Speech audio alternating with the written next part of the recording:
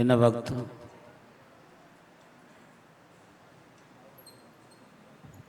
اس وقت میں اپنے چھوٹی پھوپھی کے بڑے فرزند جو کہ ایک عالم بھی ہیں اور ایجوکیشنل لائف سے تعلق رکھتے ہیں، ملتمس ہوں علامہ مولانا منیر احمد عباسی طاہری نقشبندی سے کہ تشریف لائیں اور اپنے خیالات کا اظہار فرمائیں۔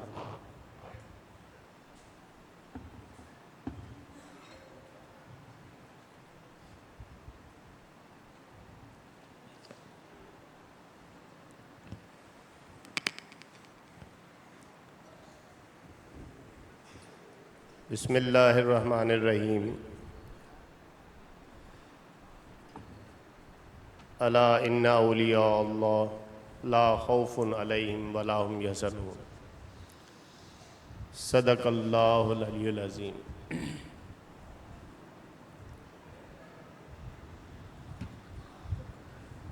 میرے مرشد مربی کے خلفاء کرام خصوصاً سائیں ابراہیم صاحب اور جتنے فقراء کرام ہیں، سب آپ نہایت ہی خوش قسمت ہیں کہ آپ اس مخلص انسان کے چہلم میں شرکت فرما ہیں جن کا خلوص مجھ سے پہلے جو دوست ذکر فرما رہے تھے کہ ہمیشہ اپنی ذات کو بعد میں رکھا، مرشد مربی کے ذات صفات کو آگے فقراء کو یہ تمہید دی۔ ویسے شیخ سعدی رحمۃ اللہ تعالیٰ علیہ نے کیا خوب فرمایا ہے، ہر گلے را رنگ بوئے دیگر است۔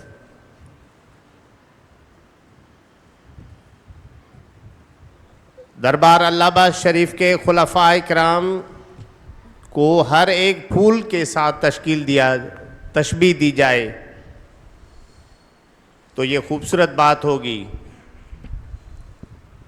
لیکن جو خلوص میں نے اپنے ماموں مولانا رحمت اللہ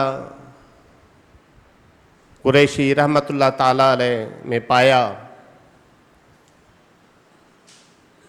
وہ میں سمجھتا ہوں نہ صرف میں لیکن کافی فقراء اکرام ایسے ہوں گے جو ابھی بہت کچھ کتابیں ان کے سینوں میں ہوں گی، لیکن ٹائم کی قلت کی وجہ سے وہ بات نہیں کر پا رہے ہوں گے۔ میرے اوپر تو خصوصاً ان کا سب سے پہلا احسان کہ میں تقریباً 5 یا 6 برس کا تھا تو مجھے دربار اللہ آباد شریف پہ فجر نماز کے بعد اپنے ساتھ لے گئے اور سونا سائیں رحمت اللہ تعالیٰ علیہ سے ذکر جو ہے نا مجھے دلایا۔ میں آج بھی وہ دن نہیں بھولا ہوں۔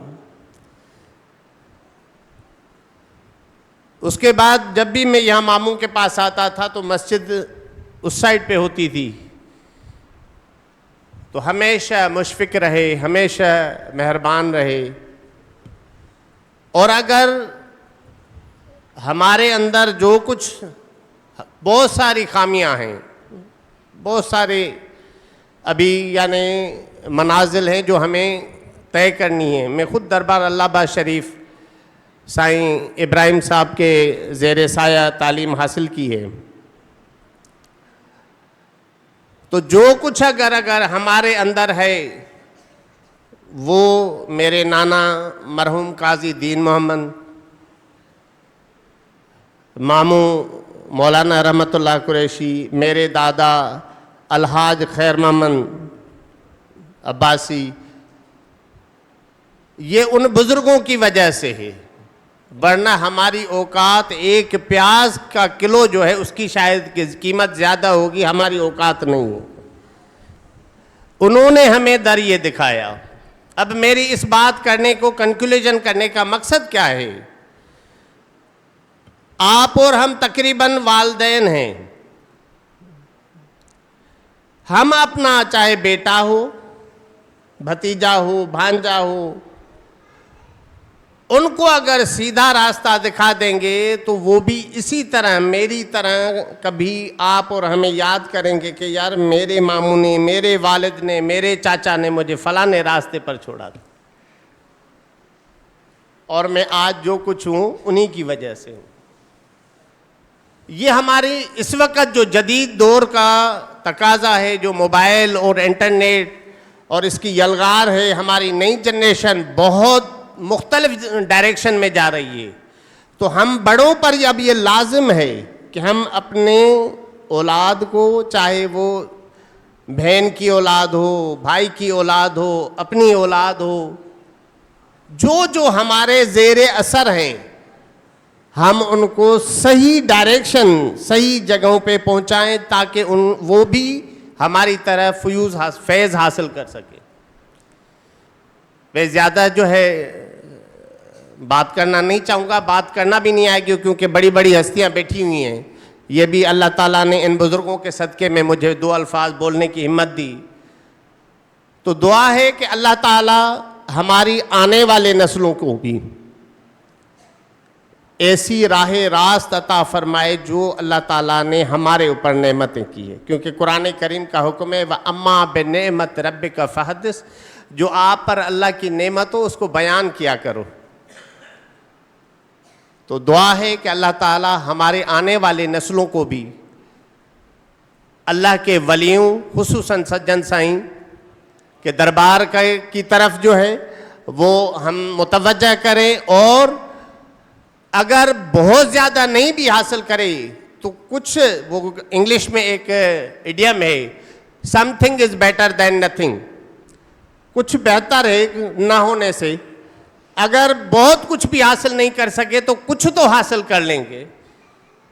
تو یہ دعا ہے کہ اللہ تعالی ہمارے آنے والے نسلوں کو بھی اس راہ راست پر چلنے کی توفیق عطا فرمائے، اور ماموں کے درجات کو اللہ تعالیٰ جنت الفردوس کے اعلیٰ مقامات میں جگہ عطا فرمائے. السلام علیکم.